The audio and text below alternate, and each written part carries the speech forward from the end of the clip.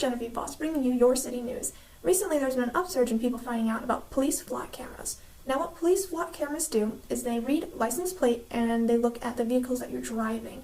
Now, they're only looking at them really to try and process whether they're on the hot list or not, which a hot list is if the vehicle has been stolen or it has a felony warrant out for its arrest. Police are also using these cameras to help them with any cases that have been happening around town. Say there's been a sighting of either a kid that's been kidnapped or the car that they're in. Mostly the car. How it affects a lot of people now today is a lot of citizens haven't been realizing that this has been installed in even their own streets.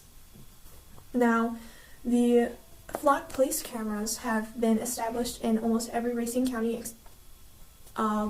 little city or town. There's some in Racine, Mount Pleasant, and Milwaukee. Mount Pleasant is the only one to have told about where the flock cameras are located. You can look those up online for the locations of them. Milwaukee says they won't just because of how much crime rates they have and they shouldn't have to. Racine just hasn't really been open to it. They think that a lot of people will be able to figure out and see where the cameras are located and kind of dodge them.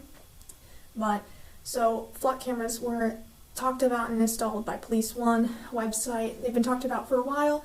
However, they haven't really been in the big newscasts lately. So there's that. And another thing to talk about is the new Speaker of the House, Mike Johnson. He originally is from Louisiana, and on PBS.org we talk a little bit about how he advocated about the conspiracy theories on the voting machines in the election of 2020. He also very heavily encouraged his coworkers to join lawsuits to invalidate results of 4 states from the 2020 election. So it's a little bit about our new Speaker of the House, Mike Johnson. Another thing to hit on is the Wisconsin Republicans backed the bill on outlawing universities' aids on race and diversity. So a lot of scholarships and grants will no longer be looked at by race, ethnicity, or gender or religion. Instead, they'll only be strictly looking at financial aid and those who need it. Another thing to point out is Hurricane Otis.